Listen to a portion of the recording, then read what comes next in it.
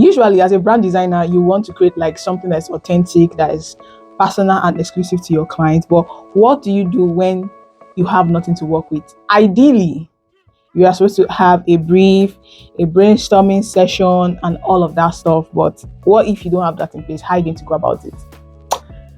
If you don't know what Freepik is like the largest online resources for designers, and it is. Well, I said it was the largest, but it is the one that allows you to download for free. I mean, you can have up to 10 downloads per day once you're a registered user, and 3 per day without you registering. And this is something you will not get with the Envato element, Shutterstock, other design resource out there. So Freepik has been saving lives since 1990, and yes, I use it for this project that I'm about to tell you guys about. So here's how I came across this project. I was just relaxing, lounging on my own, and I got a message from my colleague that he wants me to design a logo for his partner. What's the partner into fashion business?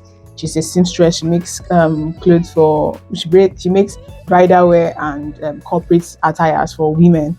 So I'm like, okay, what's the name of the brand? This is the name of the brand. Like, will that be all? Like, I mean, you're supposed to ask what's the value, what are the this, what are the that, but there was no information provided, and it is like, what am I supposed to work with? I'm supposed to like send a questionnaire, and I just got do your thing. And graphic designers know this, that once a client tell you to do your thing, best believe you later come back and do their own thing. I got this just design logo, there was nothing. And I had seen like previous people who I looked up to in the industry. I'm like, okay, they just got a call from someone to just design a logo. There was no brief whatsoever, and they just designed it and they got paid. I'm like, okay, should I pull that off too? Let me do like a little strategy for this brand.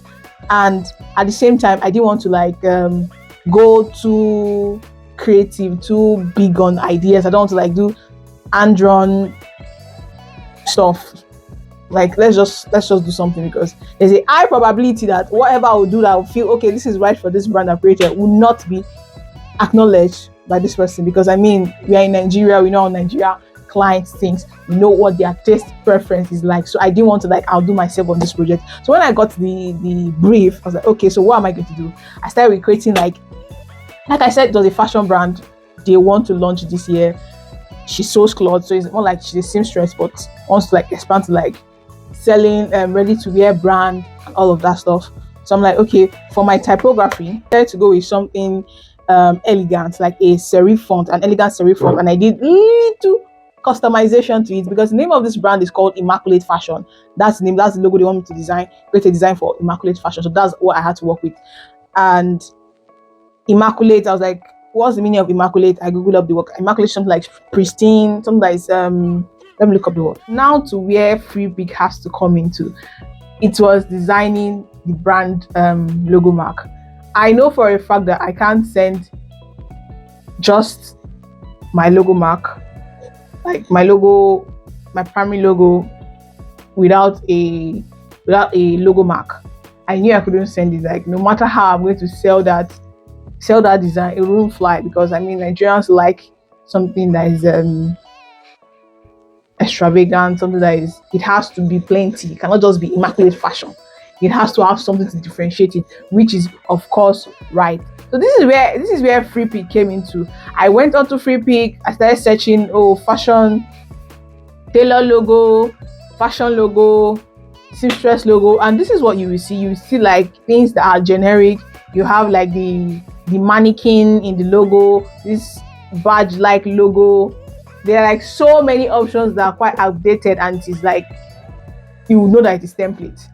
And of course, I do not want this design to look so templated.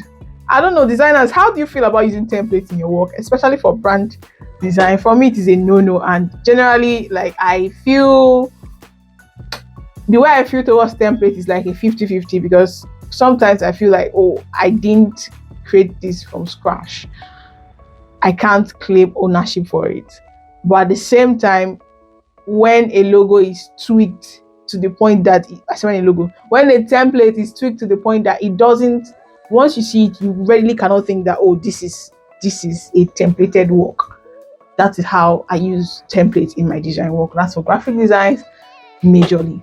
While I was searching for my logo, what to use for my logo mark, and I just stumbled on this needle illustration, and I saw one that was really, really fascinating. This one, it has like the thread.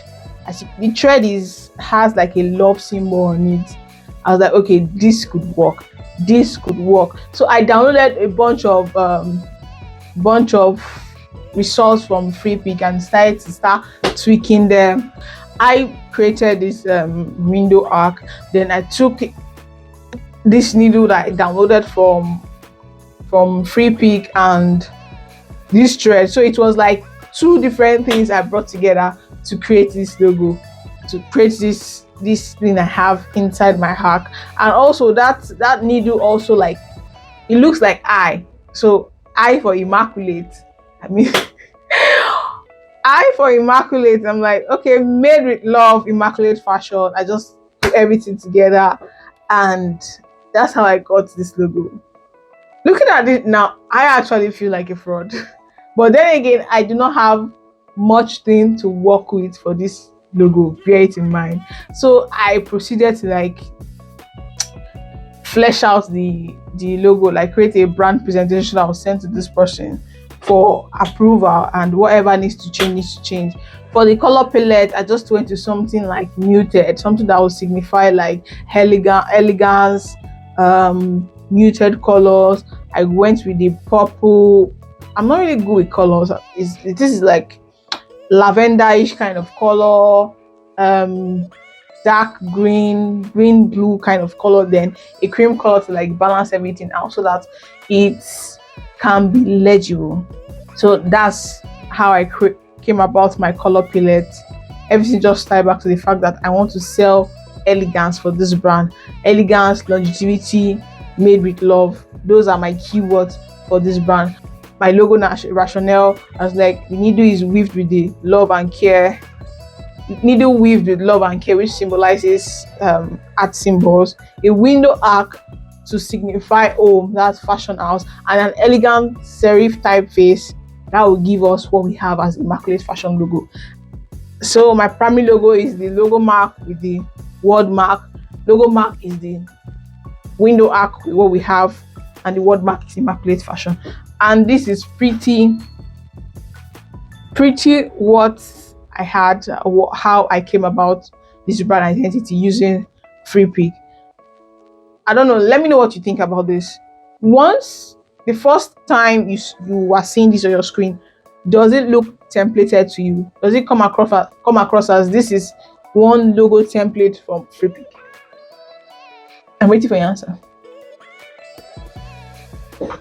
Does it? To me, it doesn't. It looks a little more. It's not a little. It looks customized to me. You know that, okay, Freepik actually helped my process in creating all of this stuff. So that's how I was able to like create this, and I sent it over to my clients, and they were pleasantly surprised because they weren't expecting a document, because I sent a PDF of the presentation. They weren't expecting. They were like, oh, we're just expecting like a JPEG or something that we can use. And this ties back to what I said initially about me not breaking my back on going full strategy on this work, because I know how some clients can be.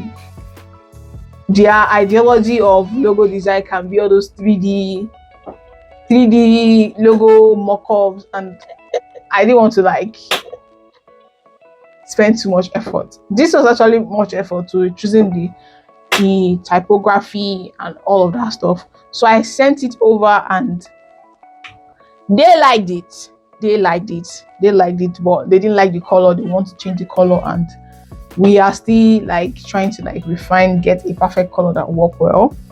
And that's just it. And I also decided to try this logo with the Logo Lab app. This Logo Lab app is a website that helps you test your logo. It tests the balance, it tests the scalability, everything that a logo needs to pass through, so that yes, so this logo is a correct logo. It can be printed, it can be used online, it is versatile. So we did that. This is what we have here. My balance is spot on. It maintains the visual balance. Not one side doesn't draw attention to another. Color, it works well in grayscale, it works well in white, it works well in black. It also tests the color blindness, and it also passes that test. The scalability, I think it also passed that test. Extra small, when it's tiny, I can still see the arc, I can see the immaculate, but the arc and that needle with the love stand out the more to me when it's tiny, when it's scaled down to the smallest size. For the container, it looks okay to me, how it fits some shape. Okay, it doesn't really look well balanced in a wild container, but it's still okay. When pixelated, it is still recognized. When it's still pixelated, when it is blurred at the same time, it is still recognized. It's even more recognized when it's blurred and when it's pixelated at the lowest level. For the app icons, it also works well. But my problem with the app icon is of course, the logo lab app will just recognize everything together. But if they were to launch an app in the nearest future, it will obviously have to be the logo mark, not the logo mark and the word mark together. What logo lab app is seeing is doing it adds them together for your app icon, and that's not what it's intended to be. So I think a win is a win. And that is how I created something with Freepik elements. You need to be, before you, I won't advise you to do what I did, but if I thought you want to do it, make sure that you just like I said, if you are using templates, make sure that no one will be able to recognize that this is a templated work.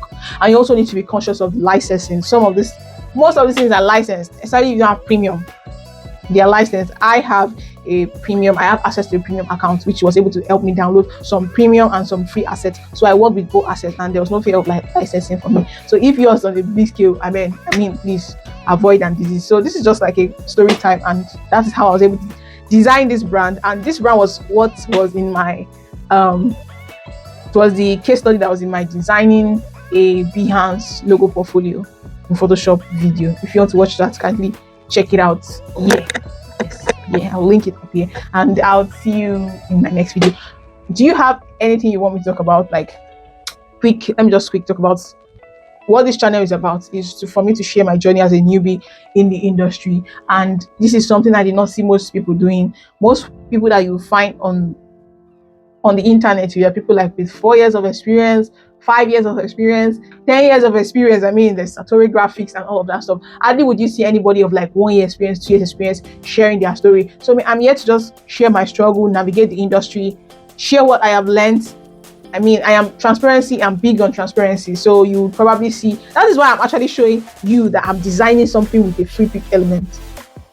So I don't know if I'll look back at this video like, oh, why did you post it? But it is what it is. So if you want to know, or you have anything you feel you want me to talk about, if I'm experiencing the same thing as a newbie, in April I'll be 3 years in this industry, and we are still, I think from 1 year to 3 years you are still a newbie. Then from 3 years to 5 years you're like a mid-level designer. Then once you are from like 5 to 10 you're a senior designer. So we are still newbies here, and we are still learning. So if there's anything I miss, you can always call my attention in the comment box and in the description comment box.